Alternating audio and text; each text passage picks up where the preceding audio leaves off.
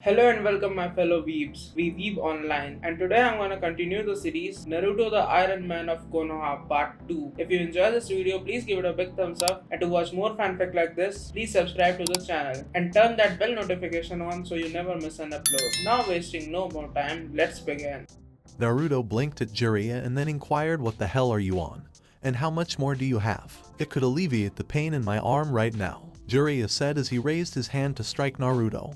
"Damn it. If I did it, I'd probably break my hand on that steel head of yours." Naruto laughed and said furthermore, "Nobody is going to find out because I am not telling anyone else." Jiraiya hit Naruto in the back of the head this time and said, "Baka. Everyone will eventually learn about it. We live in a world where everyone is an expert at uncovering secrets, and once they have done so, they will beat your $$ every time you turn around. You have no idea what you've done by pulling this stunt, do you?" Naruto noticed a few people staring at them and said, "Let's go find this lady, Iro Sanin. I don't want the gossip mill spreading rumors about you trying to hook me up with some hooker when I don't want to have sex." The woman nearby cast several glares at Jiraiya. Jiraiya ignored them and began following Naruto toward the gate, saying, "Nice distraction for the time being, brat.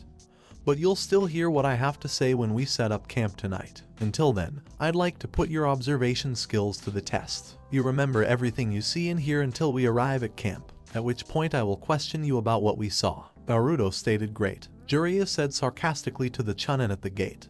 Jiraiya of the Sannin and Chunin Uzumaki leaving for a mission. "Brat, come on," as he started leading the way out of the village. "Congratulations, Naruto," both guards said to each other. Naruto said, blinking, "Damn, how come you two always get the bad jobs? First it was that stunt during the first exam, and now this." Jiraiya's voice stated, "Brat, come on. Remember, we're in a hurry." Naruto sighed and added, "So you heard him. By the way, thank you. It's comforting to know that someone here appreciates me." Kotsu stated, "When you return, let us celebrate your admission to the ranks. Then you'll discover that this is considered D rank for Chunins." Naruto stated, "Unfortunately, I currently hold an S rank." See, as he attempted to catch Jiraiya. When Kotsu saw Naruto flee, he frowned and asked, "Izumo, what's wrong with that picture?" Izumo stated, "His arm.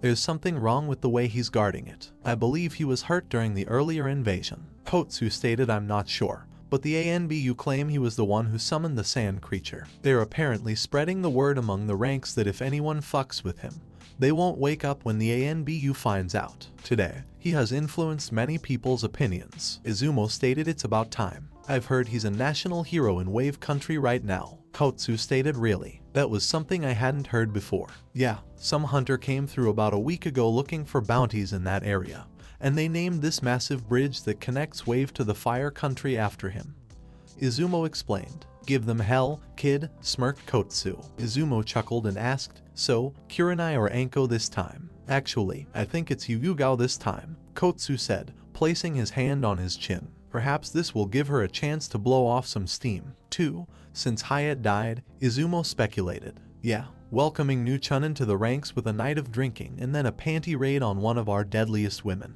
Poor Iruka hasn't gone toward another woman since he raided Anko," Kotsu said, causing both men to shiver before bursting out laughing. The third Hokage had two Kagebunshin doing paperwork in his office while he looked out over the village when two puffs of smoke appeared and he looked back and said, "Shikamaru and Shino.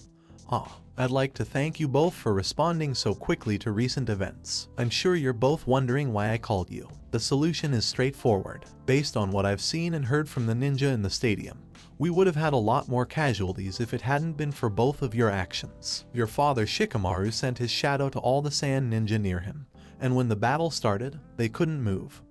And Inoichi and Chusa were able to kill them quickly. Both your sensei noticed and discreetly informed other Chunin and Jounin nearby, so that when the attack occurred, nearly all of the Suna ninja were eliminated in the first 20 seconds of the battle. During this time, both of you collaborated to capture and drain the two Suna siblings, who you then tied up and secured, giving us several political prisoners. We would not have been fully prepared if Naruto had not informed us about something wrong with the Kazekage, increasing our suspicion that something was not right," Shino said. "Yes, Naruto informed me as well, and I was able to send a message to Ibiki alerting him to begin the civilian evacuation, which was nearly complete when the battle began, which is why we only have a small section of the village damaged," the third said. "Plus Naruto taking out that sand creature Gaara turned into," Shikamaru added. The third individual stated yes. If it hadn't been for Naruto, many good people would have died today. I know some people died and others were injured, but it's nowhere near the number that could have happened if we hadn't been informed that Suna was also involved. Which is why I'm promoting all three of you to Chunin. Naruto has already received his vest and is currently on a very important mission. Shino inquired Hokage-sama, why is his blood in this room? My hives detect his fresh blood here. The third sighed and commented during his battle with Gaara, Naruto sustained several injuries, one of which may put an end to his shinobi career if the person they get cannot repair the damage done, causing both boys' eyes to widen. Shikamaru mentioned, and you sent him injured on this mission not only to see if Tsunade, the only one with skills that exceed those in Konoha, could heal his injuries, but also to protect him in case some of the villagers decided to take advantage of him while he was weak. Correct? Shino stated that seems to be the most logical explanation. Because of their hatred for the Kyuubi, some may believe that now is a good time to exact vengeance. As he pushed up his sunglasses, the third, as well as the two ANBU present, were wide-eyed, and the third inquired, how do you both know about that? Shikamaru smirked and commented, we had only suspected honestly up until now. Shino and I both witnessed Naruto being shunned by others in the village, and after some research, we discovered his birthday was October 10th, the day of the Kyuubi attack. When I went to see Choji in the hospital for overeating, I ran into Shino, who had been visiting Hinata, and Shino hives detected Gaara's sand, and we followed the bug to Lee's room, where I used my shadow possession jutsu to capture him while Shino tried to drain his chakra because he was about to kill Lee. He then told us how he was an incarnate of sand, how his birth killed his mother, and how his father attempted to assassinate him. Then Gai-sensei arrived, and Gaara left. But as we were leaving, Shino commented on how Gaara's chakra was similar to Naruto's. And we discussed what we knew and researched. And we both believe Naruto is the Jinchuriki of the Kyuubi no Kitsune. And we both believe he is the son of Minato Namikaze, the Yondaime Hokage, because he is a carbon copy of him. We only had a belief until we saw and heard your reaction a moment ago. But now we know we are correct about the Kyuubi. The third sighed and commented, yes, both of you are correct. I passed a law prohibiting anyone from discussing the Kyuubi and its true fate so that Naruto could try to live a normal life. But his life has been far from normal, because it is an S-class secret. Neither of you can tell anyone. In fact, Naruto was unaware of it until the day he graduated from the academy, when an instructor duped him into stealing the Forbidden Scroll, and then attempted to murder him. Shikamaru mentioned so Naruto graduated in this manner, as well as learning Kagebenshin. Did he murder Mizuki? The third individual stated, Shikamaru, you're smarter than you let on. How did you know it was Mizuki? Iruka is still at the academy, and Naruto and him got closer after graduation for some reason. And Mizuki disappeared, Shino explained. And then there was the talk about the whole Mizuki incident that was whispered about for a while. Shikamaru said, well, you both have surprised me with what you have figured out. But the question is, what will you do with this information now that you have it? The third said. Shino stated, Naruto is no different from my family. He has Kyuubi within him, just as I have my hive, but we are both unique beings. It would be illogical to change my perception of him from what I already see him as, a comrade and possibly a friend. Shikamaru mentioned it's inconvenient, but I don't see him any differently than before. Naruto is just Naruto. The third said with a smile, perhaps you should both tell him about the Kyuubi and that you accept him at some point. He could talk to someone his own age. Now, let's talk about your promotions. As he passed each of them a scroll and said, inside is your vest. Wear it proudly because you earned it. Concerning Naruto's parents, he now knows who they were and has the option of telling anyone or not. I would ask that you not tell anyone about Naruto's promotion until he returns, because there are those on the council who will try to take it away from him, and I need to focus on the village for the time being, and to NBU ... You are not to repeat anything you heard, or you will both be spending time in Ibiki and Anko's playhouse. Everyone in the room began to shiver. The ANBU nods and shushens away, grabbing both boys. After they had left, the third sighed and said, Naruto is now 2. Perhaps you will gain more, as he let his gaze wander to the Hokage monument. A swirl of leaves appeared in the office at that moment, and the third turned and smiled as he said, Kakashi, I called you because I wanted to apologize for my behavior earlier. You see, there was a situation going on that could have turned out very badly for the safety of the village if Jiraiya's focus had strayed from what I needed him to do. Kakashi stated, I see. Is there anything I should know about Naruto's activities there? Naruto was there because he was injured defending the village, and also because I discovered something that required Jiraiya's attention regarding Naruto seal, said the third. Is everything contained? Kakashi inquired. The third individual stated, but I do have a question for you. Why did I find out about Orochimaru messing with the Kyuubi seal while Team 7 was in the Forest of Death more than a month later? Behind his mask, Kakashi frowned and said that was not something I was aware of. Nobody on my team told me Orochimaru had even touched Naruto. Then why did you sign off on Sakura report that stated Orochimaru hit Naruto in the stomach with a glowing hand? Said the third as he walked over and opened a drawer. Once I heard about the cursed seal on Sasuke, I immediately began to prepare for the containment seal, Kakashi said after reading the report. The third individual stated, very well, but in the future, please keep an eye out for these types of things and read all of your team's reports before turning them in. Fortunately, all Orochimaru did was seal off Naruto's Kyuubi chakra, leaving him with only his own chakra reserves until now. Kakashi nods and inquires, is he alright? The third individual stated no. He has a mild concussion that is now healing, as well as several cracked ribs and severe damage to his left arm.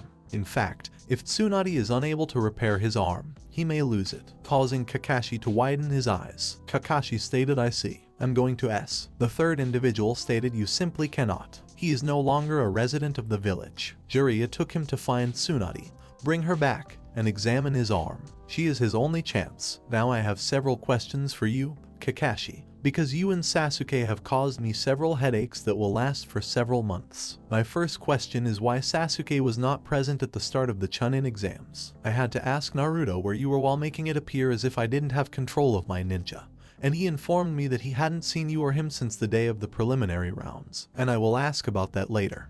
But for now, I want my first question answered, and don't give me any bullshit answers because I am not in the mood. Kakashi stated, I took Sasuke to Fire Canyon to train. As you know, it's a 6-hour drive back here from there, and I had lost a day somewhere in our training. And I honestly thought the exams were tomorrow, and we were returning today to rest up for them. We didn't realize the exams were today until we heard the explosions. That was a human error, the third said, but it also means you weren't here for any of the invasion then. Kakashi stated, no. The sand and sound had already retreated by the time we arrived, and we had only just arrived when I ran into Jiraiya, and the ANBU came to get him. I had sent Sasuke into the village to assist where he could, and then I ran into you, the third said, shaking his head, because of Sasuke and your mistake. This village will most likely lose several customers in the coming months. I had no choice but to declare Sasuke a forfeit against Gaara. Because of the reaction to that announcement, I will have to punish both you and him to demonstrate that Konoha does not tolerate disrespecting our clients or being less than competent. For Sasuke, who should have been reminded that today was the exams, he will lose the opportunity to become a Chunin for the next 2 years. He will also have to complete 5D rank missions per week until the next Chunin exams in 6 months. It will be his responsibility to see that they are completed, because if he does not, I will be forced to seal off his Sharingan until he can learn proper respect. I understand, Kakashi says with a nod. The third individual stated, as for you, Kakashi, I have no choice but to impose a harsher punishment because I have been so lax with you that even our VIP knows you are always late. The following is your punishment. You will be demoted to Special Jounin and your pay will be reduced accordingly for the next 2 years while on probation, as well as having to perform a 12-hour guard duty at the front gate once a month for the entire 2 years. You are not permitted to arrive late for team meetings, command meetings, summons, or missions. Doing so will result in the removal and replacement of your Sharingan eye, making Kakashi wide-eyed, and the third interrupted him and said, do not. Now, if you complete your 2-year probation with no other reprimands and meet all requirements, you will be able to test for your Jounin status to be restored. Do you comprehend your punishment? Kakashi nods, and the third person says, I apologize for this, Kakashi, but you must understand that Konoha will suffer as a result of your error. Despite Naruto's outstanding performance today, we will lose some, but not as many as we could. How did Naruto do? Kakashi inquired. After a brief silence, the third inquired first and foremost, why did you not train Naruto? He didn't say anything, but I haven't seen you since that day. Because of the way he avoided talking about it, I know something happened, but he refused to tell me what.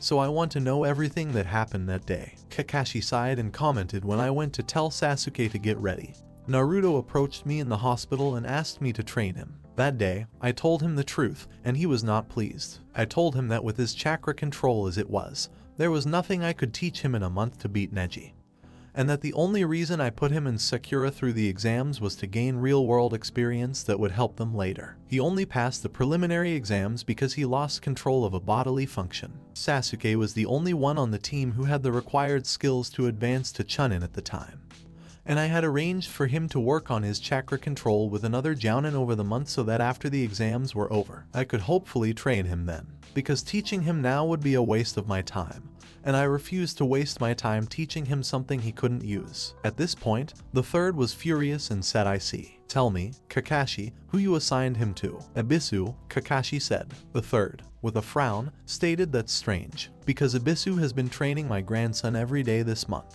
Did you introduce them or tell them where they should meet?" Kakashi paused for a moment before saying no. I figured Ebisu would find him, and since Naruto was causing a commotion at the hospital and losing control of his rage, I shushed him away so he could calm down. I then packed my belongings, met Sasuke at the gate, and departed until today. "Then who trained your student Kakashi?" inquired the third. "I guess he must have trained himself ... and no wonder he was so injured then," Kakashi said. The third individual stated, "Kakashi, I'm struggling to keep myself from snapping your neck for being a clusterfuck right now. If you want to know how Naruto did in his exams, I'll tell you. When I questioned him about where you were, he detected that the Kazekage coming up the stairs was an imposter and informed me as such. He then walked off the cage box and free fell to the floor, but when he hit, he created a Kagebunshin and hinged himself into either sand or rock or something that no one in the stadium detected, while his clone walked over and made several bold statements that not only earned the respect of Konoha's civilians and ninja, but also made the Leaf Village look good in front of our VIPs. After that, he began his match with Neji Hyuga, and he played mind games with Neji, enraging the Hyuga by insulting not only their honor, but also their bloodline, as well as knocking Neji down several pegs that I am sure Hayashi will be in here later today demanding Naruto's head for. But the Kagebunshin then took a full 64 palm strike from Neji without being destroyed, and then he proceeded to as Neji stood up. The Kagebunshin somehow took the chakra from his strikes and transformed itself into a Bunshin Bakua that blew up, knocking him out. Naruto then revealed himself, remarking that even he wouldn't be stupid enough to fight a Hyuga head-on. Kakashi's eyes were wide, and the third said after that, "Because Sasuke was not present, I had no choice but to award Gaara the victory." And then Kankuro forfeited, which made Naruto, Shikamaru, and Shino all three suspicious. And Shikamaru forfeited so he could conserve chakra. This resulted in Naruto and Gaara meeting in the next round. The actions of those three sent a silent message to our forces in the stands, and they began to weaken the Sand Shinobi. Naruto annihilated Gaara right from the start. He was able to get Gaara's sand defense to work for him, and he was able to blow a hole in the wall right where the water pipes were, where he used the hidden mist jutsu to conceal himself from Gaara, and then based on the chakra usage of the attack, I would have to say it was an assassination jutsu. He was able to blow through all of Gaara's defense, wounding him. Gaara then let go of the demon that had been imprisoned within him. "Gaara is a Jinchuriki," exclaimed Kakashi. The third individual stated yes. That began the battle between our forces, and Naruto used the rampaging demon to attack the fake Kazekage, who we believe was Orochimaru, neutralizing him for the battle, as the Kazekage and Orochimaru were never seen again after that, except for the discarded face of the Kazekage. Naruto then told me that he would lure Gaara away from the village by using himself as bait, and he flew ... Yes. Naruto actually flew and attacked the demon head-on, leading it to where you found us, where he defeated the demon in battle but not without injury to himself.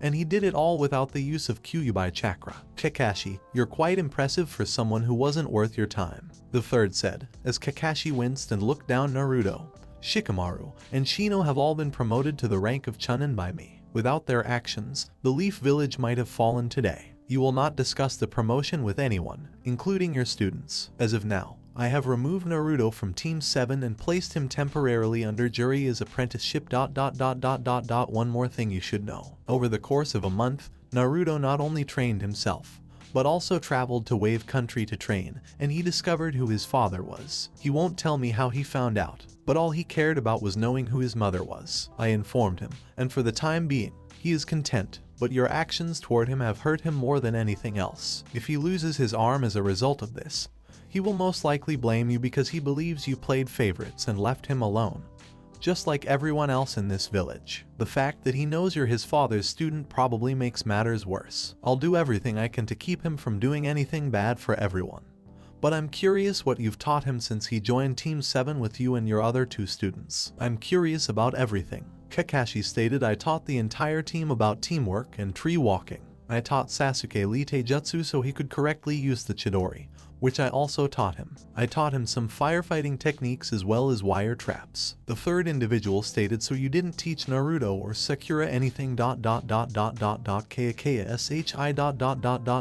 Get out of my way before I kill you. I hope you have your affairs in order because Jiraiya will come after you if he finds out. Kakashi nods and walks out of the office. The third flashed through hand seals and sets fire to his desk, and the 2 clones scream, hey ... We were done with all that paperwork. The third glared at them and threw a kunai at both of them, completely destroying them. Hayashi knocked and opened the door without waiting to see the Sandame standing behind the burning desk. And the third glared and said, if it's about your whiny ass bitch nephew, shove it. I'm not in the mood ... Or would you like to spar with me for the next few hours? As he slammed his fist into the spiderweb-like wall behind it, Hayashi paled and quickly left, saying, it can wait, have a good day sir. When the door began to open again, the third glared for a few more moments before saying, if you value your life, come back tomorrow or I will summon the fucking Shinigami to take your and my soul. The third quickly shut the door and sat down in his chair, saying, let it burn. After leaving the Hokage office, Kakashi was still in shock from everything he had heard, and he was walking through the village when the voice of Sasuke caught his attention. With a scowl on his face, Sasuke approached Kakashi and said, so, what did you discover? Do I have another chance to become a Chunin now that the exams have been cancelled? Actually, you are going to be punished for embarrassing the village by missing not only your match but the entire exam, Kakashi said. Sasuke glared and said, why?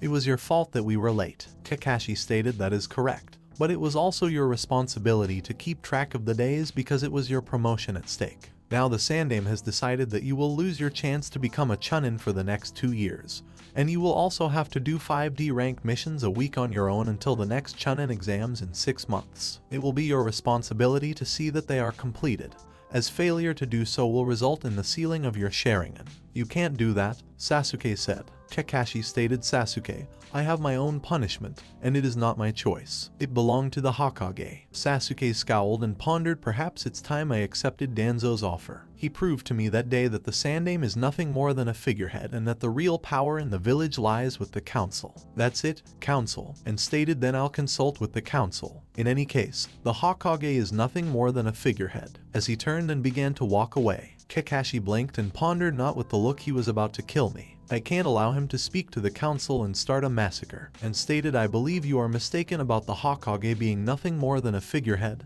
Sasuke. You do realize, however, that if you are correct about the Hokage being a figurehead, then the council decided on your punishment. Sasuke came to a halt and thought for a moment before saying, I suppose you're correct. But I can't believe they would actually threaten me. As he began to rub the curse seal and recalled Kabuto's words from the day in the hospital. Flashback. Kabuto stood over the bodies of 4ANBU, looked at Sasuke in the bed, and said, as can be seen, most people underestimate my strength. My master taught me that Konoha will only slow me down, and they are doing the same to you. They believe you are too weak to assassinate your brother and avenge your clan. They're already holding you back ... Why else would they give you the laziest sensei there is, who is always late ... Rest now. As he prepared for Kakashi, he placed his glowing hand on Sasuke's head, causing Sasuke to pass out. Finished the flashback. Has he always been so conceited? Kakashi wondered. He frowned as he watched Sasuke rub the curse seal, and after a brief thought said, it's probably because of all the VIPs who were upset about your absence as well as the invasion.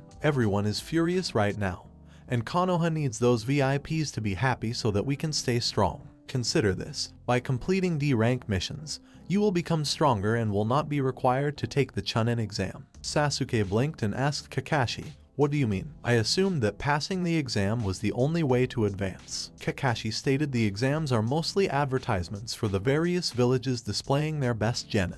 In reality, roughly half of the Chunin in the village rose through the ranks by excelling on missions. That is most likely what the Sandame will do to you. Sasuke stopped rubbing the curse seal and thought for a few minutes before saying, fine, I don't like it, but you're right, and considered Konoha is holding me back because they believe I am too weak to kill him. You're the same, Kakashi. You purposefully delayed my promotion and prevented me from becoming stronger enough to kill him. For the time being, I'll play along. As he started to walk away, Kakashi reflected after he had left that seal is starting to have an effect on you mentally. Sasuke, I need to keep you calm until Jiraiya-sama comes back and asks him to look at it. Maybe my sealing method isn't strong enough to keep it at bay. Across the village, people were working to recover from the earlier in the day invasion, with no one realizing the journey that began today for two different boys. But where will those boys' journey lead them? To destiny or to annihilation? When Jiraiya and Naruto arrived in the gambling town of Hiko, it was already dark.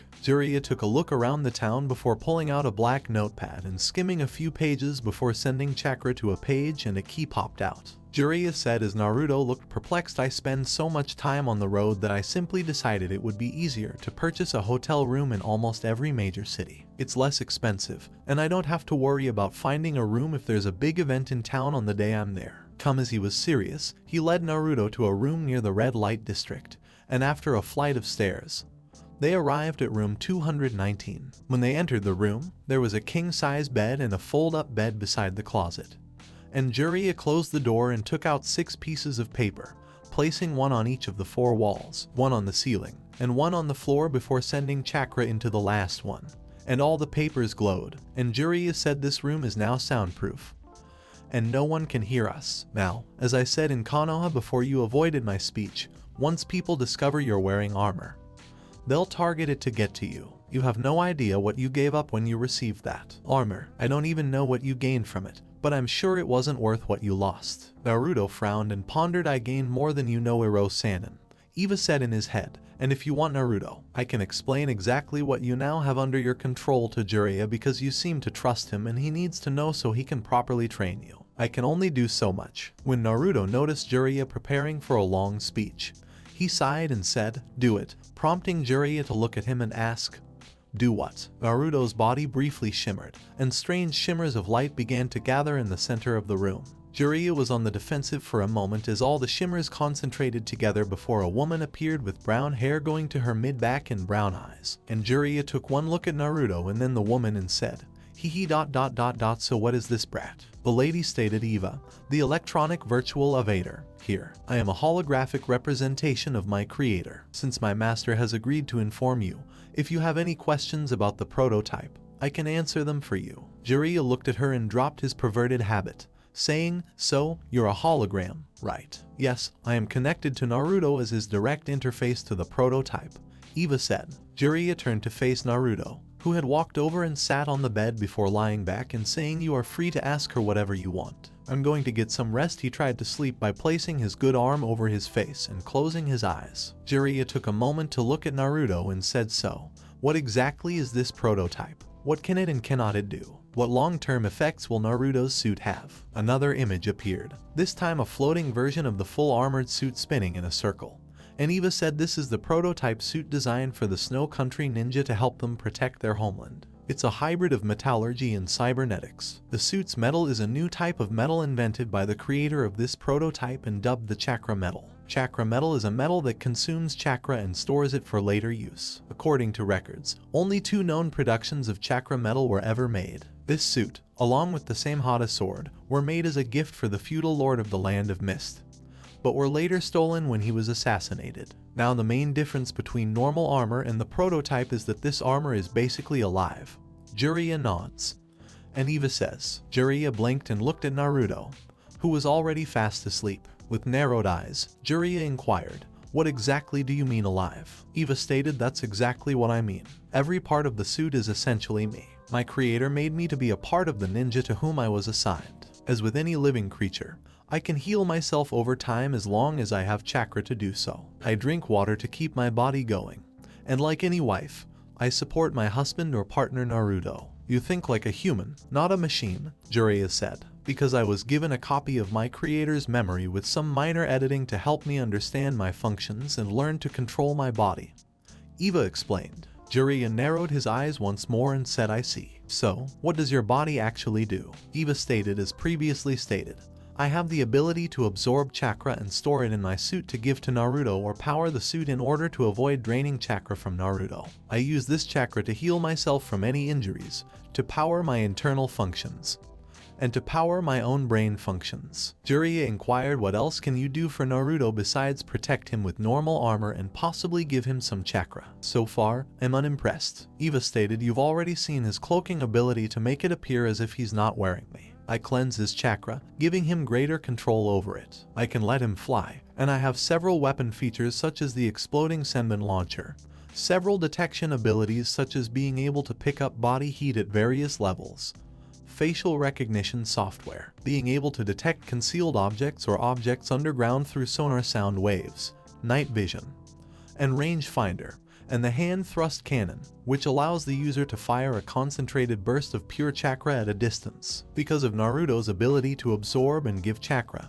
no genjutsu can affect him because I absorb the chakra that cast it, and if it is still strong enough to reach him, I send a small burst of chakra into his body to disrupt it. Jiraiya stated, I see. Everything else. Eva stated, the suit is completely self-contained. It generates its own oxygen, so smoke, airborne poison, or anything else will have no effect on him while he is wearing the suit. He can also stay underwater for as long as he has chakra. How does the suit create its own air? And how can he stay under the water until he runs out of chakra? Jiraiya wondered. Eva stated, no, because there are no joints. When activated, the suit's sections merge together, making it completely sealed. One of the reasons I absorb water is to produce oxygen for him to breathe. The suit has seals and filter systems that allow the water I absorb into the seal to be used as a cooling agent for my body so that it does not overheat. Water is slowly filtered to remove any potentially harmful contaminants so Naruto can drink it without carrying a canteen. There is a small layer of water throughout the suit that helps to keep the suit at the same temperature regardless of how hot or cold it is outside. Some water is broken down into its constituent elements,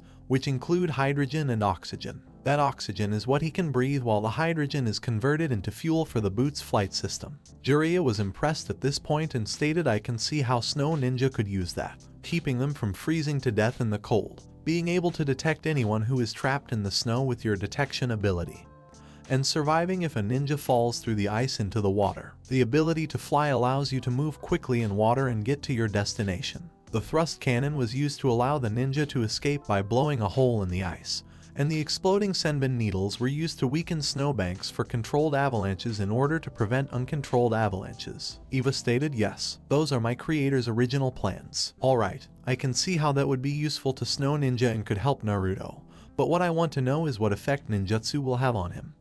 Jiraiya said. Eva stated, fire will try to heat up the suit temperature in order to penetrate it, but the water in the suit will keep it cool while absorbing the chakra from it. Water will be absorbed and filtered while still absorbing the chakra up to 5,000 gallons total. Following that, the water simply hits the suit as if it were a stone. Wind will be weakened by absorbing chakra, and any damage done will be gradually repaired. Any part of the suit can withstand pressure of up to 2000 psi before breaking, whereas fire would have to waste the water in the suit before it could start to heat it up enough to burn through. Water would have to be condensed to increase the pressure over a long period of time on a specific spot in the suit before it could reach him. Wind attack would have to work on slowly cutting their way through the suit in a single spot to get through while it is being weakened by losing the chakra, making it that much more difficult to have enough pressure. Earth jutsu are the suit's only true enemy. Earth would also begin to lose the chakra that holds it together, but if spike attacks hit a specific spot, it would be a matter of whether the force was sufficient to penetrate the suit. What about lightning? Jiraiya inquired. Eva stated, I would absorb the chakra as usual, but electricity is dangerous to me but not to Naruto. Any electric attacks will immediately remove the stealth shield, revealing the actual armor, and if the charge exceeds a stun level, the section of the armor will stop working for 60 seconds while the system reboots. The suit is intended to protect the person wearing it from electrical attacks, so the water cooling system for the suit is another method of protecting the user. Any attack that is able to connect with the suit is absorbed by the water and channeled to the feet, where it can be harmlessly passed into the ground without harming the user. What about an electrical attack that hits the entire suit? Jiraiya inquired. Eva stated, for 60 seconds, the suit would be immune to the attack while I was reset. The suit will still keep him safe from the electricity, but he will be unable to move. Jiraiya paused for a moment before asking, What about assassination jutsu like the Chidori and the Rasengan? Eva was there for quite some time and said I don't have any information on those jutsu. I was tested with a few C and B rank jutsu from all 5 elements that the ninja of snow was familiar with. And this is how I became aware of the effects. Jiraiya stated, not bad, I suppose. You have a lot of little surprises that would help someone. But I see several things that make you a disadvantage. The first is a loss of mobility and speed. Eva stated, actually, aside from the initial loss of speed from becoming accustomed to me, there is none. I was designed so that my weight would not crack the ice or snow banks, so I am actually very light, weighing only 60 pounds total. Concerning the loss of mobility, as I previously stated, when the entire suit is worn, it merges to form one body. This was done to avoid any gaps, kinks, or weak spots in the suit, and it actually increases a user's mobility by 10%. This is possible because I am linked to Naruto's brain and receive the same signals as his body. So when his body moves, so does the suit. Jiraiya rubbed his chin and commented, I see. I must admit that whoever created you was a genius at considering all possibilities. But there are other things that hurt Naruto. I notice he doesn't have shurikens or kunais because he has senbons. The main concern I have is that he no longer has close range protection from taijutsu and kenjutsu, as he would with a kunai. Eva stated this is due to Naruto's lack of knowledge of close range weapons other than the kunai. I understand that even with me, he is still potentially vulnerable. But what you fail to realize is that I am upgradable. I was originally intended to be tailored to my user. Instead of carrying a sword with you at all times, if my user knew kenjutsu, you could use the chakra saber or chakra scythe. I currently have both devices stored in me, but until Naruto learns to use a sword or scythe, they could cause him to injure himself just as easily as not, which is why I have not given them to him yet. No kunai can penetrate my armor to reach him, and as for taijutsu users, Naruto's taijutsu level is currently far below what it should be, but once he improves with my protection, he will easily be considered high chunin to low jounin simply because it would take so much effort to make contact with him. Jiraiya said, shaking his head. I've seen taijutsu masters break through armor like tinfoil. And while I admit that you provide him with better protection than anyone else, he'll have to improve if he wants to live ... But I do have a question. If you can protect Naruto as well as you claim, why was his arm so badly injured? Eva stated, oh, that's easy. Naruto told me to concentrate all of my strength into a single attack to stop Shukaku. When he did, I deactivated the safety shock absorbers in his arm, which would have reduced the kickback from the thrust cannon, making it feel like he punched a wall rather than breaking his arm bones. Jiraiya shivered and said, wait, you mean he's hurt because ... That idiot. First, he trusts a complete stranger who could have been an enemy. Then he engages in combat with a new weapon that he does not fully comprehend how to use. That's it. When he's healed, I'm going to kick his $. Eva stated, inquiry. Do you have any knowledge of human anatomy? Jiraiya paused his rant and replied, a little. Why? The image of the armor vanished, and another image of an arm appeared, but the arm zoomed in to show the bones inside it. And Eva said, as you can see, the sections in pink are nearly healed already thanks to his healing ability.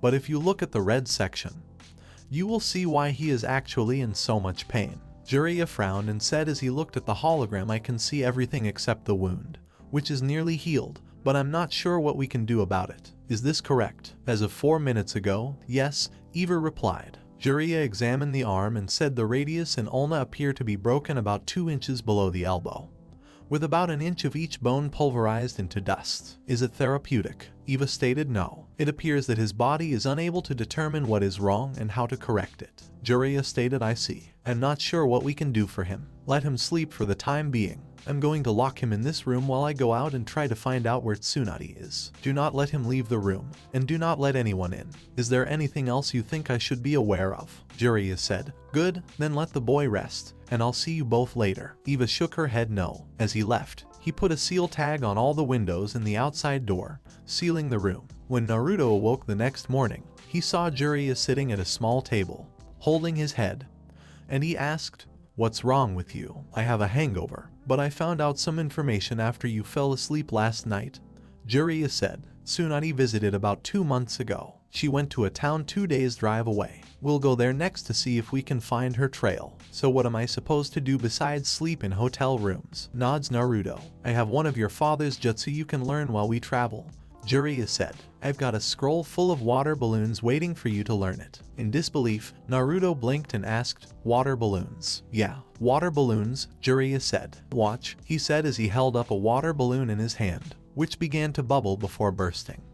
And he said, what you have to do is use your chakra to move the water inside of it until it explodes. That's all I can tell you because you'll have to figure it out for yourself. However, this is only the first step. Don't be disappointed if you can't do it quickly because it took your father 3 years to create it and me a year to learn it. What is the jutsu supposed to do when I learn all the steps? And how many are there? Naruto inquired. There are 3 steps, and it's called the Rasengan, Jiraiya said, holding up his hand again and forming a perfect Rasengan. Well, let's eat and get on the road, Naruto says, nodding. I feel better now that I've gotten some rest, though my arm still hurts. From the display Eva showed me last night, your arm will not heal on its own, Jiraiya said. You'll have to consult with someone about it. When you told Eva to use all of her power for one attack, you made her turn off the safety devices in her suit. That is why your arm is twisted. I already know, Naruto sighed. She told me about it on the way here yesterday. Let's go eat. I'm hungry, Jiraiya nods, and they leave to eat breakfast before continuing on their journey to the next town Tsunade was heading toward while Naruto worked on the Rasengan first stage. 2 days later, Naruto frowned and looked down at the water balloon in his hand. He looked around the hotel room and thought, stupid Iro Sanin. How does he expect me to pop this balloon when all I can do is make it go nearly flat? Naruto groaned as his latest attempt to pop it failed, and he slumped back on the bed, looking up at the ceiling, thinking, stupid balloon. I just want to rip it apart into millions of tiny Wait a minute, he said as he sat up and looked at the ball. Eva replied, yes, good, show it to me please. Naruto smirked. The hologram particles appeared and showed Jiraiya, who said now watch closely, as he held the balloon up and it began to bubble and explode in various places. Do it again, Naruto said. Eva just the part where he's actually using it. Again. As he watched, he moved closer and began to trace the hologram balloon's bumps, thinking, there are multiple bumps appearing all over the balloon in a pattern at the same time and it did not go flat. Could those multiple bumps be different rotations? Eva, can you edit this any further? He asked, looking at the ball in his hand. I can try, Eva said. Okay, this scene where the bumps are appearing. Start with this bump here and see if you can track the rotation direction with that bump. Make a new hologram of it, but this time change the color of each bump and show it moving. Are you capable of doing that? Using thermal heat sensors and sonic waves, I should be able to give an example of what is happening, Eva said. Though there may be a 40% error. That's fine, Naruto said. Just do your best. Naruto watched as another ball appeared and said, so there are at least 10 currents based on the information you show me. Not the one I was expecting. Thanks Eva. I think you just helped me figure it out. As he looked at the balloon and returned to work, experimenting with different rotations, the balloon exploded after the 5th rotation. And Naruto exclaimed, yes. Now let's see if I can get it to all 10 like Iro Sanin. Naruto groaned about 4 hours later as he tried to flex his hand, but it was too tender. And he thought, well, that's it for now. My hand is almost completely depleted, and I am also hungry. Stupid Iro Sanin forcing me to stay in my hotel room all day. I wonder if they have room service here. As he started checking all the drawers, he finds a small book with the hotel name and reads it. He walks over to the phone and picks it up, saying, according to this, I just press the blue button on the bottom and then type in the number for the item I want. There is no ramen but this looks good. He then hung up the phone. He leaned back in his bed, and about 20 minutes later, there was a knock at the door, and Naruto walked toward it, saying, who is it? Through the door. Room service, a male voice said. Naruto smiled to himself as he unlocked and opened the door, blinking and saying, I don't remember ordering sushi. A picture of the man appeared inside Naruto's vision, and Naruto heard Eva say in his head, Kasama Hoshigaki. The monster of the mist, former member of the 7 swordsmen, S rank missing nin, carrying the same hata he obtained after killing the previous owner. Sasuke. No. Too old, Naruto thought as he looked at the other person. Uchiha Itachi, former ANBU captain, S rank missing ninja from Konoha, Eva said as another image appeared, except for his younger brother Sasuke. He killed the entire Uchiha clan. Be cautious of the Sharingan. Everyone is a critic, Kasama said. Can I cut off his legs, Itachi? We don't need them. Naruto Uzumaki, please step out of the room and come with us. Itachi said as he looked into Naruto's eyes. And why would I want to go with a pair of S-rank missing nins? And what do you want from me? Naruto inquired. Strange, Itachi thought.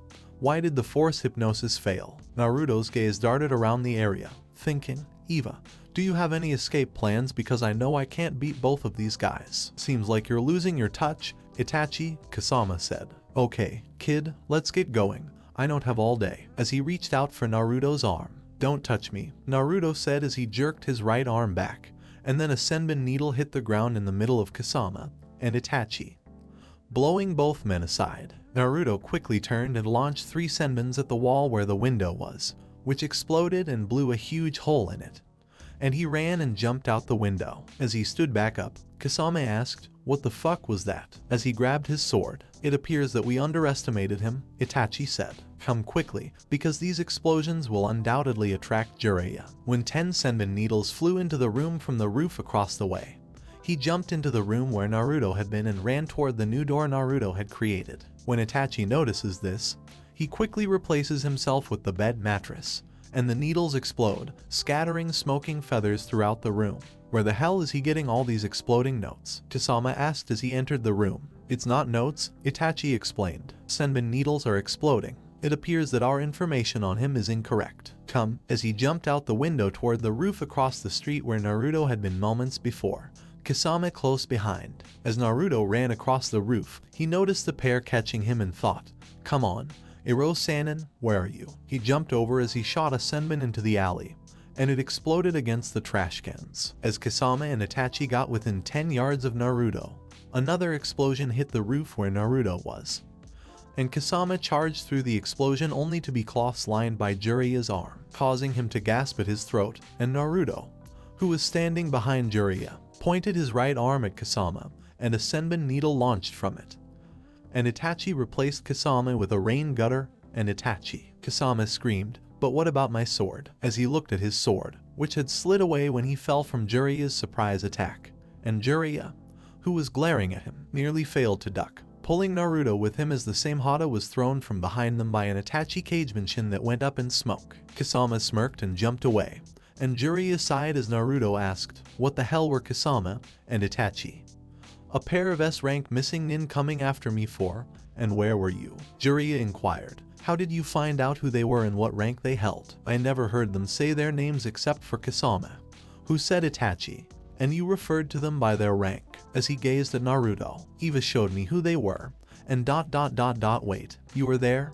Naruto rubbed his chin. I could have been murdered. Why didn't you show up? A ninja must know when to strike, kid, Jiraiya said. Before attacking, I waited for the best opportunity. Eva had no idea who they were. According to her, when I was still passed out, the guy who gave her to me tested her memory program by having her scan the bingo book, and she recognized him thanks to her facial recognition ability, Naruto said, hearing Eva in his head. She stated that all she requires is a photo to scan in order to look for people. Jiraiya pauses for a moment before pulling out a photograph of Tsunade and stating, this is Tsunade, the woman we are looking for. Scan it, by the way. Good job getting away and calling for help. Come on, I've got a lead on Tsunade a few days travel from here, he said as he jumped away.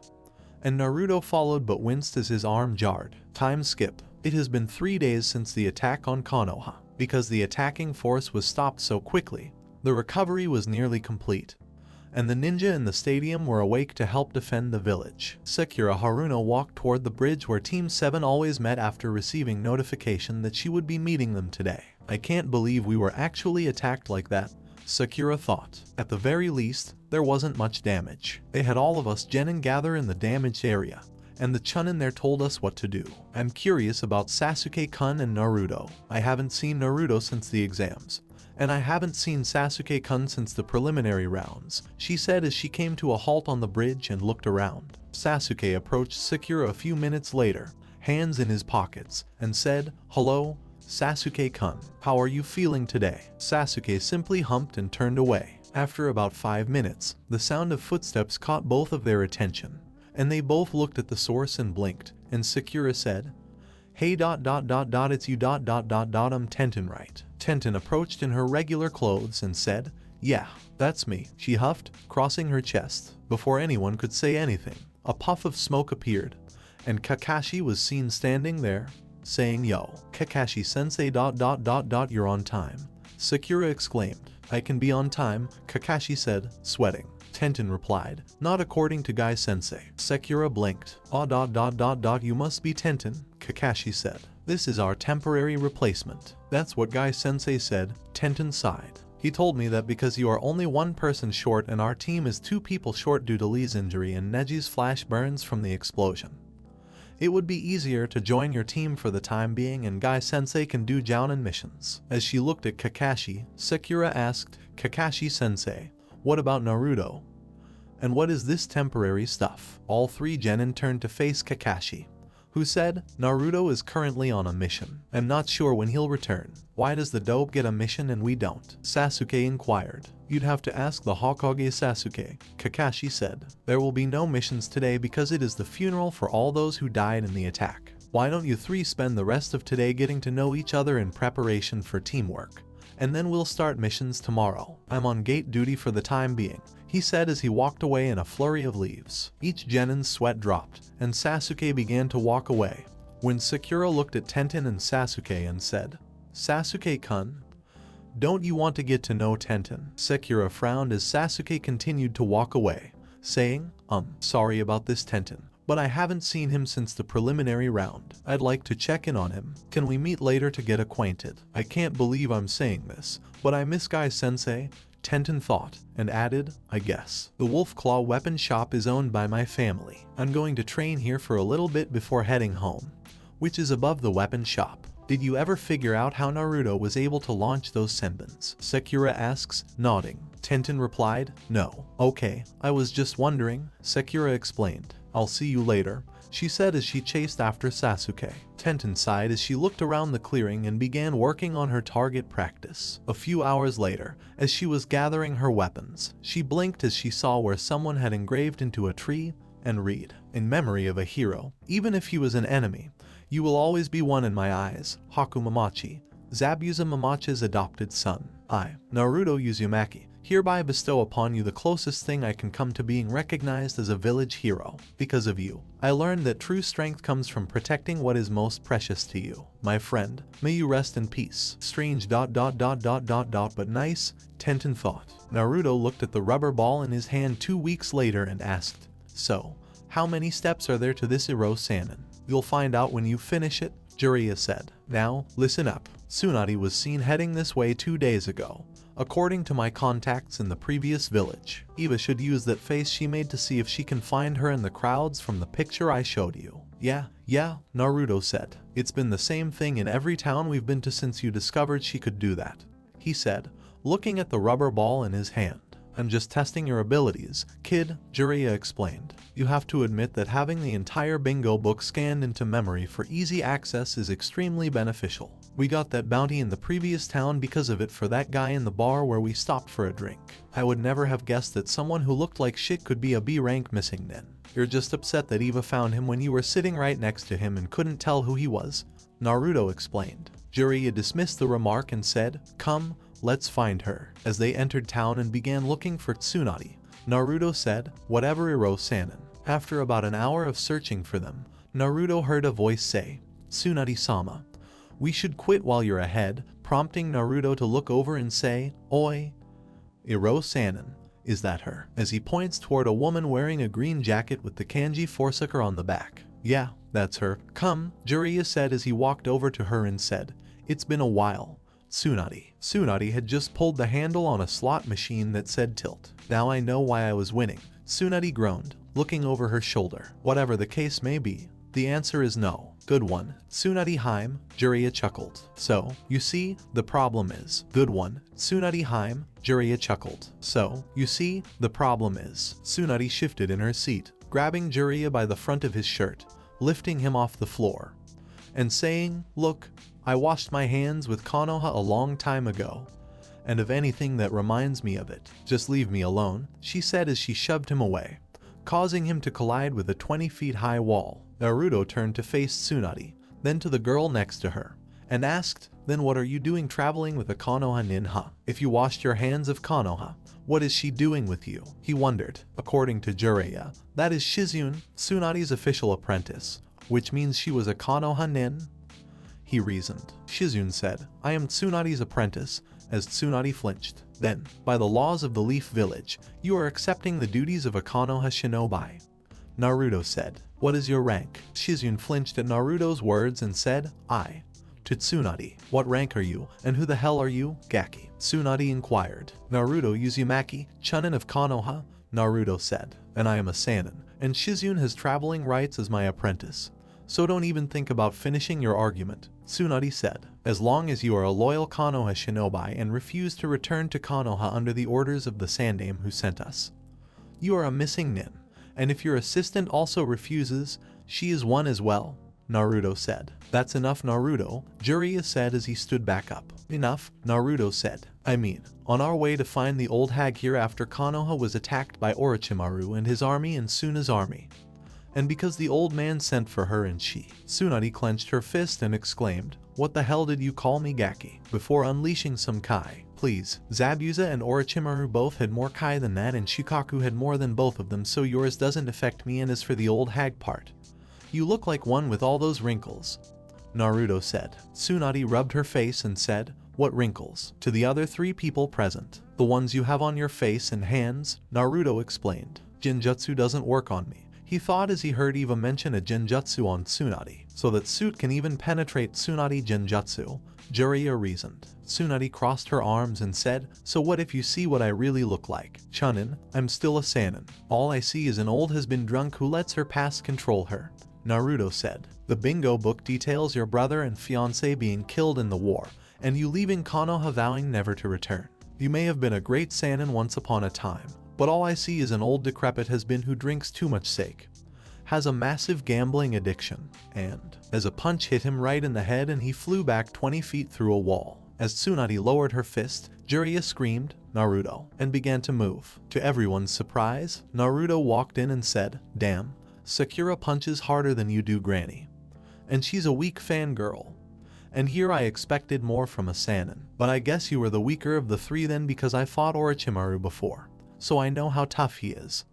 And I can beat a Sannin here with a single jutsu just like I beat the old man. The suit must have absorbed most of the chakra from Tsunade's punch, which is why he wasn't hurt, Jiraiya reasoned. Be careful, kid, Tsunade is losing it. Tsunade narrowed her eyes and said, this kid is just as stupid as your previous student Jiraiya. At least my father had the balls to protect what was precious to him, Naruto said, but maybe that's your problem.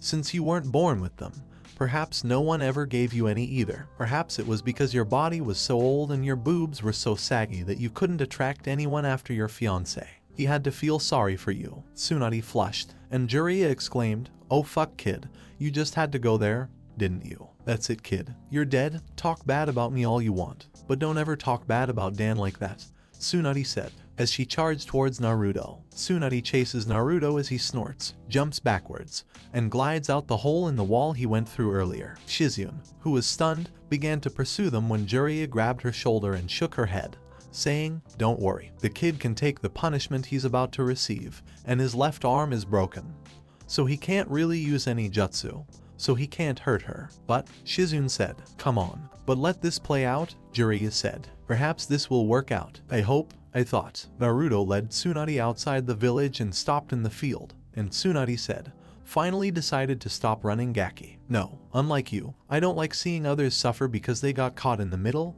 Naruto replied. You attack Jiraiya and me for simply talking, and you don't care who gets hurt in the process. Old hag. Perhaps that is why your entire family is now dead, because you never cared. Tsunade screamed, you don't know, as she froze as she saw blood running down Naruto's left arm from going through the wall with an inch piece of wood sticking out of his arm, and Naruto saw her freeze and blinked and looked around and followed her eyes and thought my blood ... What made her freeze? As he raised his arm that had a trail of blood going down it as he walked toward her, and he saw so the sight of blood makes her freeze ... Must be because of what happened during the war, Naruto thought. When Jiji talked about the bad battles he was in when he was younger, he always had those distant looks in his eyes. When Jiraiya and Shizune arrived, Naruto turned to them and said, come on, Ero Sannin. I was wrong.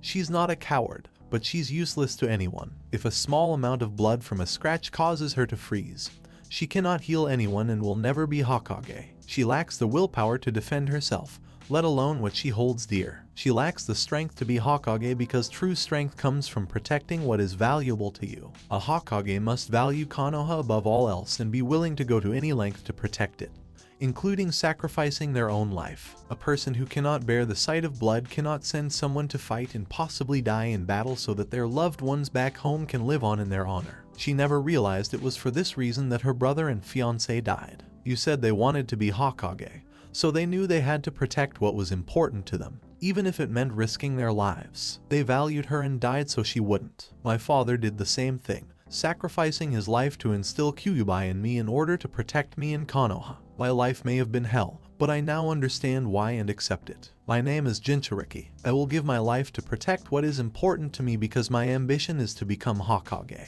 I swear I'll become Hokage one day, and I never break my word. That's my nindo, my ninja way. He turned and began to walk away. Jiraiya approached him and asked, "Where are you going, Gaki?" "Home," Naruto said. Because San and Tsunade died a long time ago, the missions were a failure. All that remains is an elderly woman who is lost in her memories. We all lose people we care about. You lost my father, who was like a son to you according to Jiji. Jiji lost his son and wife, and I lost both of my parents before I ever had a chance to know them.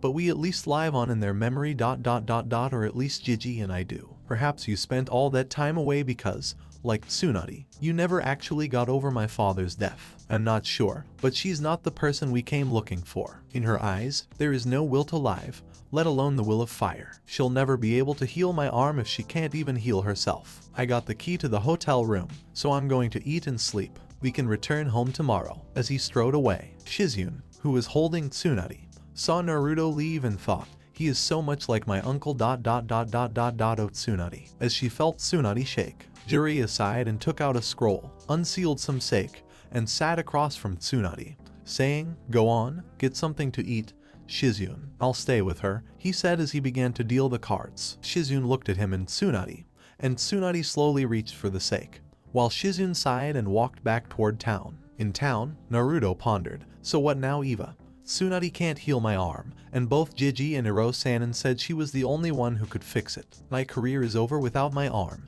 and I don't know what to do now. Eva remained silent for several minutes before displaying a picture of his arm's bones in Naruto's HUD display and saying, "According to the current information I have based on scans of your body before and after the injury as well as comparing to that of your right arm, the broken bone will never be able to be healed because your body does not have the necessary material or information on how to recreate an entire missing section of bone, let alone two. The only possible explanation I can think of is replacement with a compatible component. But what can be a replacement part for a bone other than another bone? And if so, how can it be done?" thought Naruto. Eva turned the bone in his vision horizontal and displayed a view of the right arm's armor and two pieces that looked like springs with metal couplers highlighted before being removed. And he saw how after sawing the bone in his arm to a smooth set length to slowly attack those two pieces to his arm. And he Eva said, "Based on the current information, I believe that transferring the shock adapters to your arm from the suit that your arm could be repaired, but your body no longer has trace amounts of Kyuubi chakra flowing through it to neutralize the poison or infections, as it did when you were poisoned by the demon brothers. You still have an advanced metabolism as well as a healing factor from adapting to the Kyuubi chakra, and you are immune to any poisons your body has already been infected with, as well as any viruses that you have encountered. However, you will have to fight normal infection like everyone else, which increases your chances of dying from this process because the type of virus you will most likely come into contact with results in the loss of people's limbs or death." Naruto came to a halt and pondered, "Are there any other options?" At the moment, with the exception of some form of medical treatment from Tsunade with basic human anatomy knowledge and your own body, I can find no other alternative," Eva said. Naruto bit his lip and looked around, thinking, "Can you demonstrate the process to me while it is happening? Like you did to help the Rasengan. If you intend to do this operation yourself, your chances of survival drop to less than 10% because all I will be able to do is demonstrate the process," Eva said after a few seconds of silence. "I won't be able to assist you if you pass out due to blood loss or pain." "I understand," Naruto said, looking up at the sky. "Show me a list of everything I'll need to do this." "Well, all you got to do, kid, is follow the ball and you win if you can pick the cup that has the ball in it," said a man with a small booth set up. causing Naruto to look at him. Huh? Said Naruto. Didn't you just ask how to do this? Said the man. Yeah, show me how to play real quick, please. Naruto thought for a moment. The man displayed a ball beneath the middle cup of 7 cups and began to move them. Eva highlighted the cup, and he stated, just choose the right cup and win if you pay to play. 3-to-1 odds. Kid, you bet 5 and win. You get 15, get it, he said, pointing to the cup Eva had highlighted. As Naruto reached into his sleeve pocket on his broken arm and pulled out his frog wallet, the man commented, funny place to put your money. I guess, let's start over, and I'll put all my money on the game, Naruto said, and the man responded, seems like you my kind of player. An all or nothing type, huh? Let's see. 0.500. Alright kid, you win and I pay you 15-0. So either way one of us will have 2,000, but I won't have enough to play another game after that for today. So you sure you want to play? Sure, Naruto replied. The man placed Naruto's 500 and the 15-0 together, showed the ball, and moved faster this time as Eva tracked the right cup. When the man finished, Naruto pointed to the right cup, and the man said, guess luck is on your side today, kid. See you around, he said as he showed Naruto the money he had won. I feel bad about winning, Naruto admitted. Trust me, kid, I'm glad you actually won, the man said with a chuckle. You see, I haven't always been a reliable dealer. If you were one of the snobbish nobles or a dickhead, I would have cheated your ass like this. As a small slot appeared under one of the table's circles where the cup goes. I see ... so why tell me? Said Naruto. I know you cheated in some way, the man said. I'm not sure how, but your eyes never bothered to track the cup, so you knew. I've been doing this for a long time, kid, and anyone who can fool me deserves to win. Relax, everyone cheats at gambling in some way, whether with dirty deals, trick dice, marked cards, or even food and liquor. The man said, it all comes down to who can do it better. Naruto squinted and inquired, how can you cheat with food or liquor? Several ways. Actually, the man explained. 1. The waitress who brings the items can either have a shiny tray to show the other players your cards. Look at your cards while setting the items down and signaling a dealer or another player. Or the best way is to make you enjoy yourself while gambling. People who are drunk spend more than they realize and don't pay as much attention. And good food will make you hungry, so you will want another bite before it gets cold to distract you from the game, and why the same way that entertainment draws you there to spend your money and treat you special. You will act like a king spending more than you normally would, and soon you will be broke and the house will win. It's all cheating, but it all comes down to who is better at it in the end. If you ever play me or anyone else with my game again, make sure to follow with your eyes so they think you're an easy mark, and keep an eye out for traps. Bye, kid, he said as he turned to leave with his fold-up table. I see, Naruto said. Though next time, unless there's a reason, I won't help you cheat, Eva said. I don't know how much it will cost to get the items we require, so I assisted where I could because you were in pain because of me. Naruto pondered. No, Eva. It was my fault for not understanding what I had ordered you to do in order for me to save Gaara. If I lose my arm, I won't blame you. Everyone had been correct about me. I'm a moron who jumps into things without thinking. When Naruto felt someone touch his left arm, he looked around and saw Shizune with her eyes narrowed and asked, how come you did not feel me touch you until I touched your broken arm? I have my reasons, Naruto explained. Can I assist you with something? Shizune slapped him and winced as her hand hit his face, saying, your face feels like metal. You think, how else do you think I survived that punch from the old hag? Naruto said. You really shouldn't have said that to her. You don't know what she's been through in her life. Shizune frowned. Her brother's and my uncle's deaths hurt her more than any kunai wound. Actually, I think I know exactly what she's been through, Naruto said, his eyes narrowing. I understand the anguish of losing someone you care about. I lost someone I wished had been my brother. I understand what it's like to have no one in your life to console you. She has you by her side, but she is unaware of how much pain she is causing you by being the way she is. I might be an idiot, but I can read people's eyes better than anyone else, and I can see how you look at her. I understand why you care about her, but I also see how it causes you pain, regret, and pity. When was the last time you did something for yourself? When was the last time you smiled or felt like you were making a difference in the world? Your eyes should have little crow's feet beside them from laughing and smiling, but all I see are the beginnings of wrinkles. And you're only 10 years older than me. If that, you are far too young to have wrinkles. You should be turning heads, breaking hearts, and living a normal life with your family, not being weighed down by your only link to your deceased family. Do you think your uncle would want you or her to spend your life the way you are, Or would he want you to spend your life telling your children and grandchildren about the amazing man he was? If you think I despise Tsunade or you, you're mistaken. I pity you both because you both represent what I could have become if I hadn't met Haku. Now excuse me, I have some business to attend to. As he walked by her and began to walk through the town looking at the stores but stopped and said over his shoulder, just remember Shizyun. Tsunade isn't going to live forever. Nobody does. What will you do when she's gone and you're too old to begin living? I hope you find exactly what you're looking for. Shizyun stood there thinking, how can he know how I feel in my heart despite never having met me before? I know Uncle Dan would be disappointed in the way Tsunade and I live, and I know I want to start a family after finding someone to love.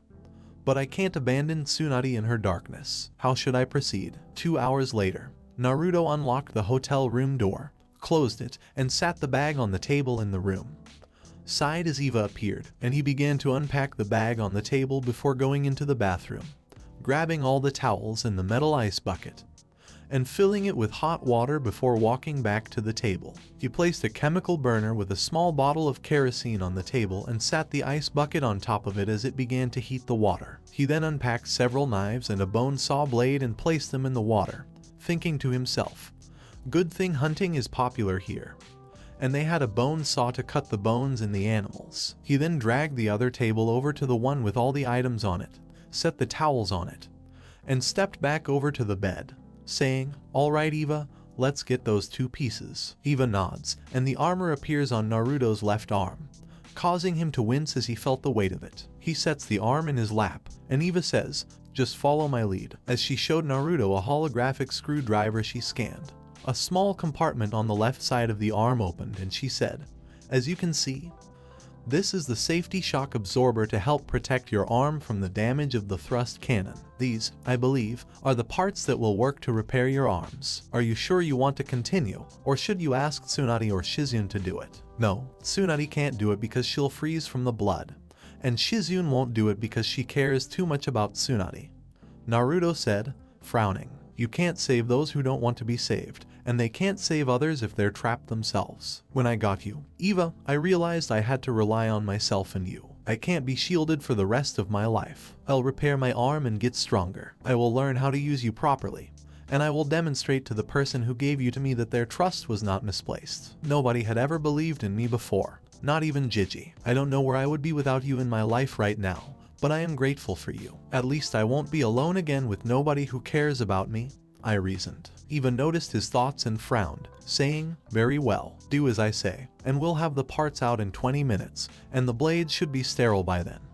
So we can get started, she said as she demonstrated how to remove the 2 pieces. When they were finished, Eva reinserted the armor into the seals on Naruto's arm, and Naruto inquired, what about the armor? It will take 24 hours to replace pieces, Eva said. Exactly how do you do that? Naruto inquired. This suit is filled with nanite technology, Eva explained. Billions of tiny machines, each designed to serve a single purpose. Repair and replace a piece of armor. Seals in your shoes absorb minerals in the dirt as you walk, storing them in separate seals. Then, as the suit is powered, they are converted into new nanites, which are then stored in various parts of the suit until a section of the suit requires repair. When that happens, they will go to the damaged area and replace that section. So these little machines repair the suit with themselves. Naruto scrunched his nose. Yes, but the more damage you receive, the longer it will take to repair the section of the suit. Eva replied, it takes 24 hours to completely replace one piece. It would take 72 hours to replace an entire section, such as an entire arm, if it was completely destroyed. It will take even longer if more than one section is destroyed. What if the entire suit was destroyed? Thought Naruto. What would occur? Naruto felt the armor leave his body, and he noticed the blue power cell, which Eva approached and touched with her finger, saying, do you see this? This is my picture. I am connected to you on the inside through your chakra network and your spine, which allows me to hear your thoughts. I was also created using the same technology as the suit. If the entire suit was destroyed but this was left, I could replace it in 3 months. But if that is destroyed, it won't matter because I and you will both be dead. We're all Naruto. I am as much a part of you as you are of me, because I am your heart and you are my body, and we share the same soul. I am learning alongside you. I have my own ideas and knowledge, but so does a Kagebenshin who has been around for a while. It will be different from who you are now before it dissipates, but it is still you,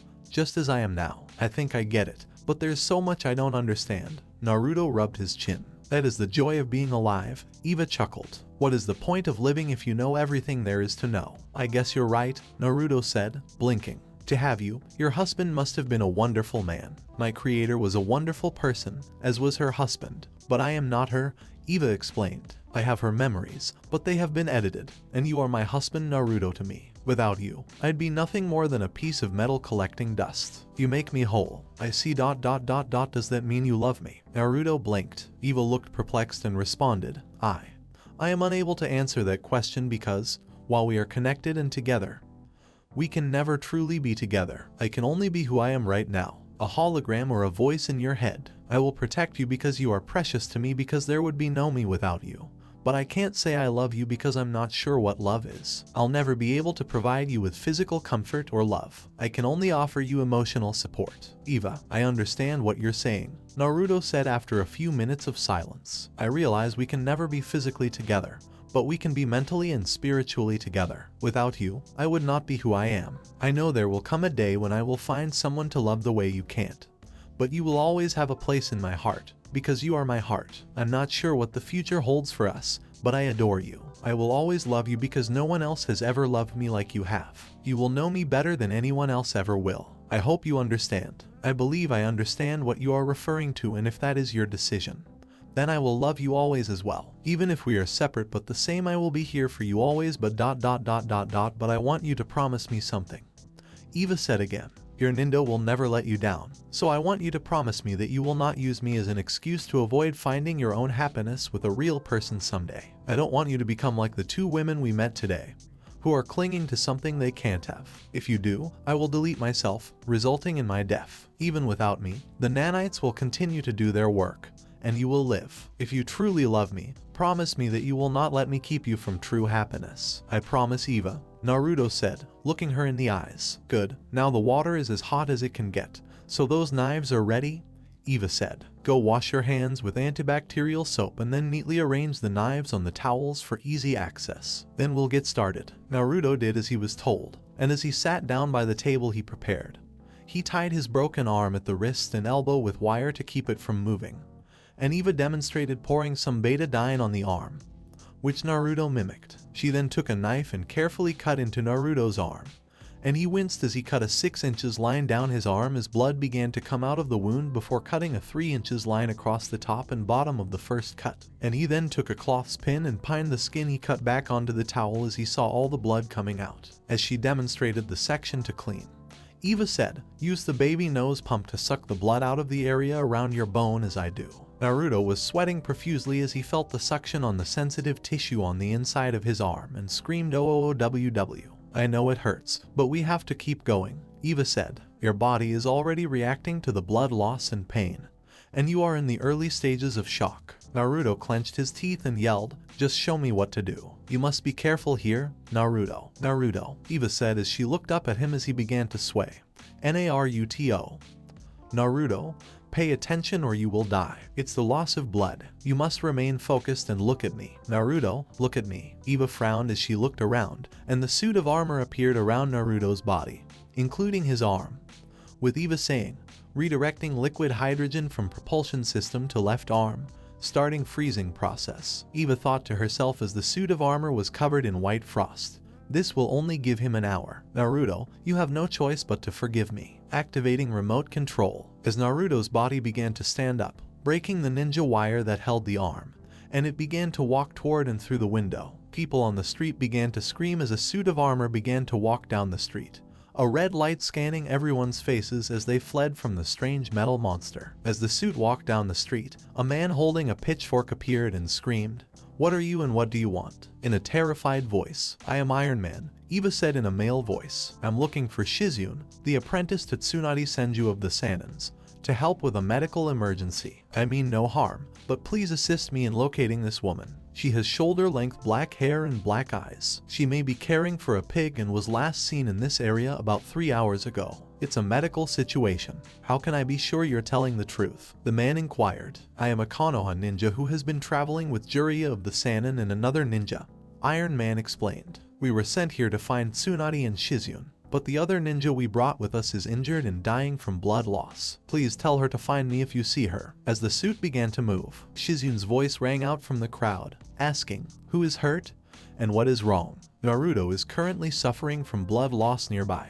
Please come because I believe he has less than an hour to live," Iron Man said. "Okay, show me where he is," Shizun said, frowning. "Climb on and I can get us there faster. Please trust me and hurry," said Iron Man as he approached. As Shizun approached Iron Man, she frowned and sat taunting the pig on the ground, saying, "Please get Tsunade-sama." Iron Man wrapped his arms around her, the left arm away from Shizun's body contact so the frost on it would not harm her, and said, "Hold on." They flew into the air before Shizun could say anything, leaving a shocked group as Shizun screamed. They soon landed on the roof of the hotel where Jiraiya and Naruto had been, and when Iron Man let go of Shizun, Eva appeared, shocking Shizun, and the armor surrounding Naruto fell beside his right arm, which was still frozen white.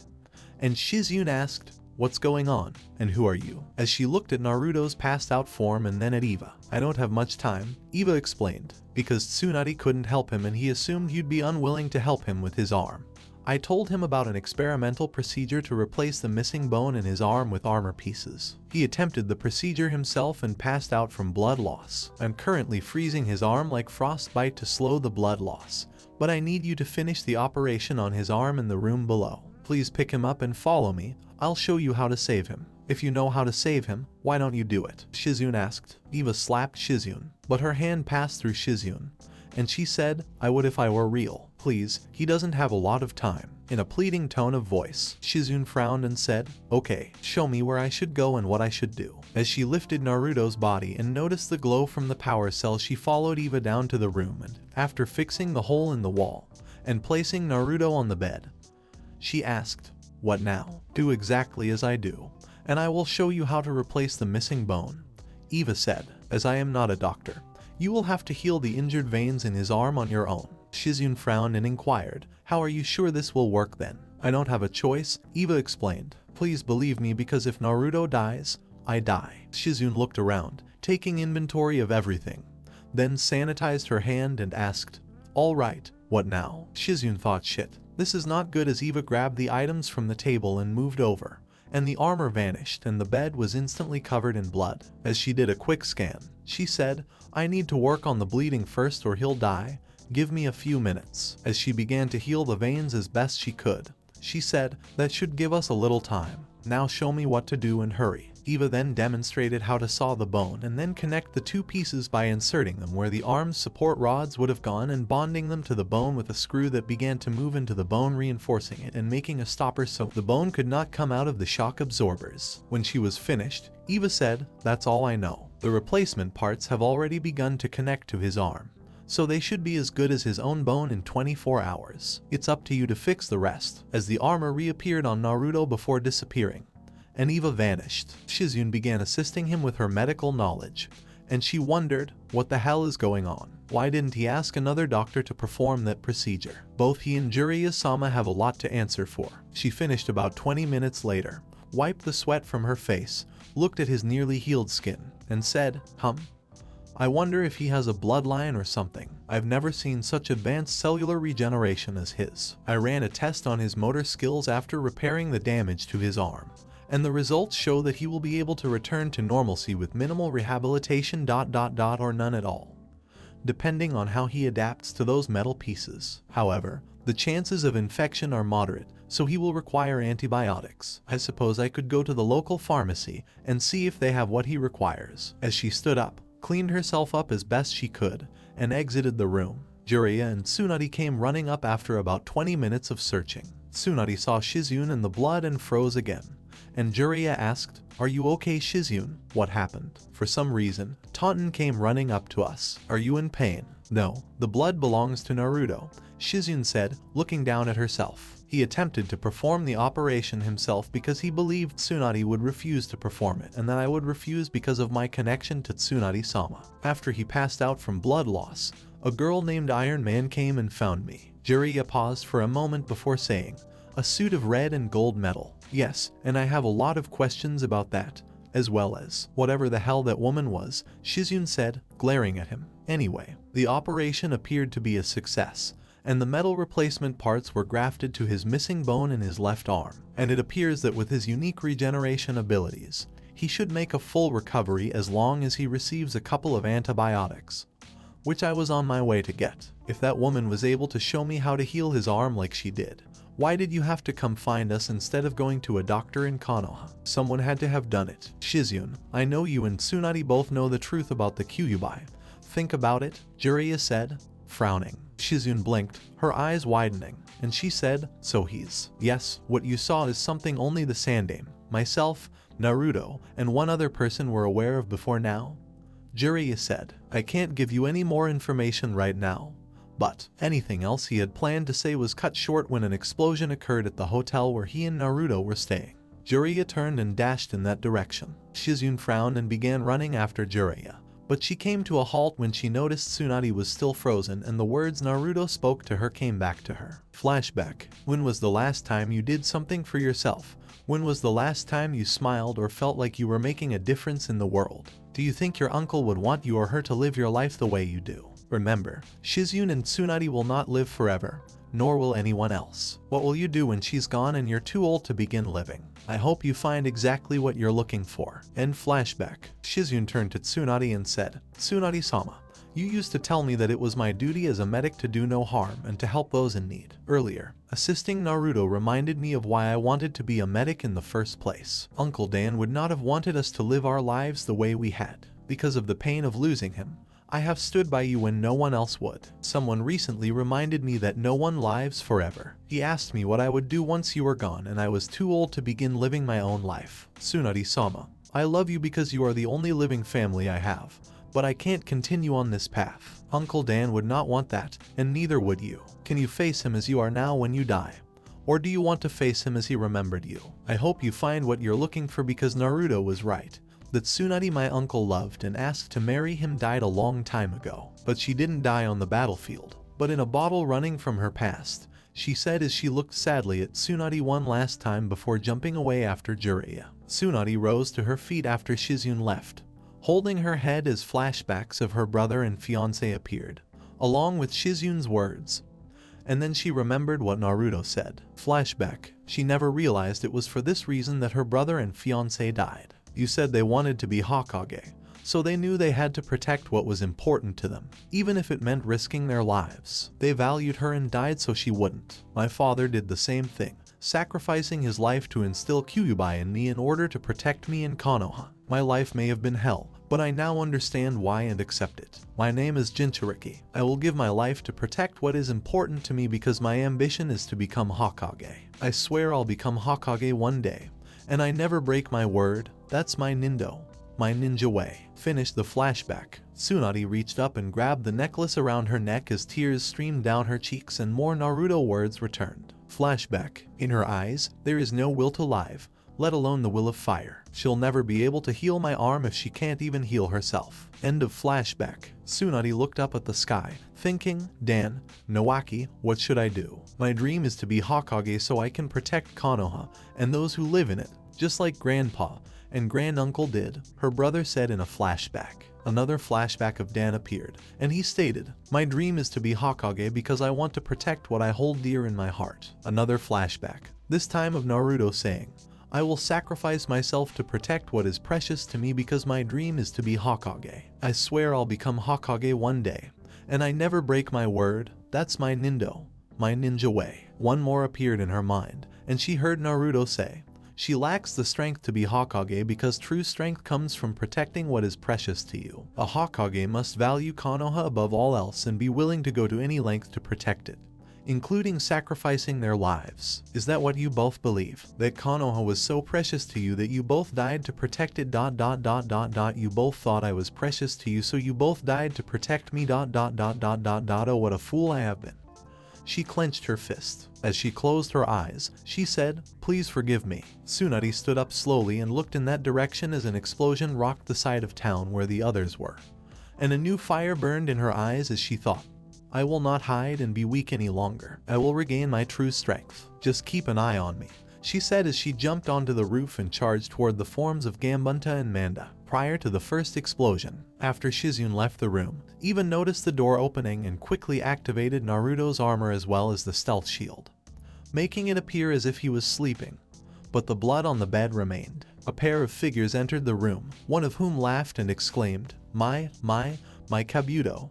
What have we here? It appears that the Kyuubi child required medical attention for some reason. It was fortunate that our informant recently learned of his battle with Itachi and Kasama, and we decided to follow. I wanted to repay him for thwarting all of my plans. He not only stopped and defeated Shukaku, but he also ruined my carefully planned surprise attack to kill Sensei. I couldn't get him away so we could fight after I was knocked out. It appears they went to a lot of trouble to make a field hospital, Kabuto said, looking around the room. However, who was that figure in the strange armor we saw flying to this hotel? It doesn't matter at this time, Orochimaru said. Let's kill the boy, he said, sending snakes at Naruto's body to bite him, but none of them could penetrate his skin. Orochimaru's eyes narrowed as Kabuto threw a kunai that bounced off Naruto's skin. Orochimaru walked over to Naruto and touched his skin, saying, strange ... it feels like iron skin. Could it be some kind of bloodline or perhaps a gift from the Kyuubi, like Gaara defense, said Kabuto, lifting Naruto's arm and letting it fall. Orochimaru appeared to think for a moment before saying, perhaps so, since the fox would give him some sort of way to protect him. I didn't notice it in the Forest of Death, but it could be something he just got. He took a kunai and tapped Naruto's body a couple of times, hearing the sound of metal on metal. He would have been an interesting test subject, Orochimaru said, but I can't take the chance that Jiraiya comes and saves him or that he escapes later. He has already interfered far too frequently for my liking. Even if his skin is made of metal, I doubt it can withstand being crushed and blown up. As he walked away, he said, set the place on fire, and I'll summon Manda to crush the building remains. Kabuto smirked as he placed the Bunsen burner on Naruto's chest and placed the fuel canister on top before exiting the room quickly. Eva reappeared, frowning, and activated the remote control again, dropping the stealth shield and knocking the burner away. Unfortunately, the flames landed near the curtain and the fuel hose ruptured, causing the kerosene to explode. Outside the building, Orochimaru chuckles as he sees the explosion, but Iron Man shoots out of the roof and lands on it, and Orochimaru narrows his eyes, bites his thumb, wipes the blood off the seal on his arm, and begins flashing through hand signs. Jiraiya arrived just as he was about to finish and began the same process. A few seconds later, the sound of Kuchiyo's no jutsu was heard, and Jiraiya looked up at the building's roof and asked, Iron Man, how is Naruto? He is currently safe, though Orochimaru and Kabuto attempted to kill him, Iron Man stated. A chuckle could be heard, and Kabuto appeared, saying, I had no idea my name and exploits were so well known. Please excuse my intrusion, but who are you? I've never seen anyone like you before. I am Iron Man, said Iron Man, as he raised his right arm. A Senbon launcher appeared and fired 10 Sendons, followed by another explosion as Kabuto replaced himself. Shizune arrived as Iron Man flew into the air, and Iron Man said, watch out for Kabuto Shizune. He had already attempted to kill Naruto after you had left. He is employed by Orochimaru. Shizune looked around when a pair of hands appeared from the ground and slashed her calf muscles, causing her to scream as she fell to the ground. When Tsunade appeared, kicking him in the back and sending him flying toward a small pile of rubble, Kabuto cried out in pain as the right side of his face was burned from the explosion. Tsunade looked around and inquired, are you alright, Shizune? Shizune, who was attempting to heal her legs, stated, I will be there shortly, Tsunade-sama. Shizune said, he's a friend, as Iron Man landed. Tsunade nods and asks, where's the Gaki? He's safe for the time being, said Iron Man. Good, then take Shizune and go guard him. Neither of you are ready for this level of fighting, Tsunade said. It appears a reunion of the Saiyans. Huh? She said as she summoned Katsuyu and Orochimaru. How are you, Tsunade? He asked as he cut his finger. Time to die, Orochi-chan, Tsunade said, her eyes narrowing. As the battle bellow began, Iron Man picked up Shizune and flew into the air. Shizune looked down at her glowing hand as Eva whispered through the suit, Shizune, I only have 10 minutes of power left, and Naruto will be defenseless. Could you show us somewhere safe? I can take you to our hotel room, Shizune said, frowning and looking down. Head east, and I'll tell you when to turn around. Any longer and Naruto might die from chakra exhaustion, Eva said as Iron Man flew towards Shizune's direction and landed on a hotel roof. Sorry. As the suit came undone, Shizune acted quickly and caught him before he fell to the ground. She went to pick up Naruto after looking around when she heard a kunai approaching and, on instinct, turned drawing one of her own and deflected it. She then took a defensive position in front of Naruto, hiding him as much as she could. She narrowed her eyes as she saw Kabuto's face restored, but one of his eyes was white, indicating blindness. And she said, "So you're back, huh?" "Yes, Lord Orochimaru sent me with you and the other man, but where is he?" said Kabuto. "I know he can't be Naruto because I saw the signs of blood loss, so he couldn't have been the one fighting. So there must be a third person. So where is he?" He wondered as his eyes darted around. "He's gone back to deal with Orochimaru," Shizune explained. "I see," Kabuto said, frowning. "Then I'll have to deal with you quickly before." As he was knocked to the ground and a 2 feet tall old toad with a cane landed where Kabuto had been. "Young whippersnappers these days, always forgetting to watch their backs," said the toad. "I believe that boy over there is Naruto." "Hi, did Jiraiya-sama send you?" Shizune asked. The toad said yes, as he tapped his cane 4 times on the ground, and 4 6-foot-tall battle toads appeared on the roof. "I seem to be at a disadvantage right now," Kabuto said. "But tell Naruto-kun that it will only be a matter of time before Orochimaru exacts his revenge for ruining his plans. And I will deal with this Iron Man myself the next time we meet." As he melted into the earth, after he left, the old toad approached Naruto and said, So this is Minato's son. I can tell the Kyuubi has arrived, but for some reason, the Kyuubi power is not in the boy."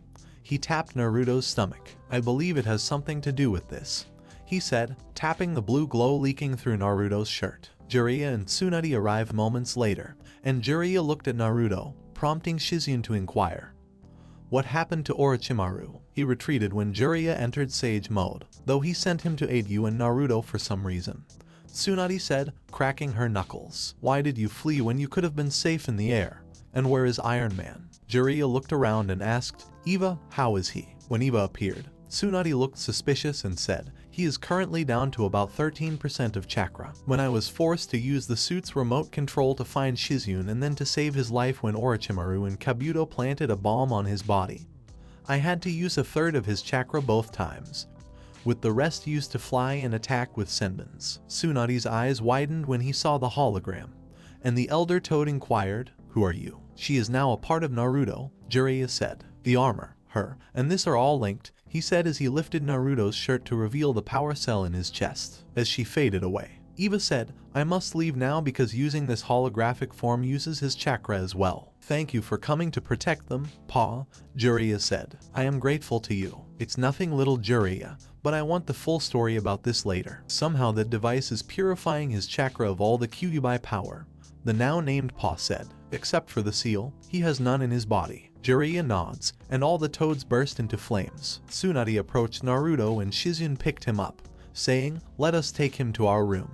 Tsunade-sama, and thank you for coming to help us. I take it the Gaki here was the one who gave you the advice," Tsunade said, biting her lip. Shizune nods as they enter the hotel room, and Tsunade inquires as she shuts the door, "Tell me, Jiraiya, can you tell me what kind of chunin I have under my command in the Gaki?" Jiraiya and Shizune both looked at her with wide eyes. "Does that mean you're going to accept Sensei's request to become the Godame Hokage?" Jiraiya inquired. Tsunade reached up and took a look at her necklace before walking over to Naruto and tying it around his neck. "True strength is found when you protect what is precious to you. Each of the Hokage has realized that believing in Konoha and her people is what is most important to them. I had no idea until today that Dan and Nawaki had both sacrificed their lives not in vain but to achieve their dream, which they had already accomplished. They mustered the courage to ensure that others live when they could not. That was something I never realized until this Gaki shoved it in my face. I must now redeem myself in the eyes of both of them and of him. I'll take another chance to believe in a dream. I acknowledge his dream of becoming Hokage one day ... and I will kill anyone who tries to derail that dream." Jiraiya smiled, and Shizune said, "So we're going back to Konoha." Shizune shed a tear as Tsunade said, "No ...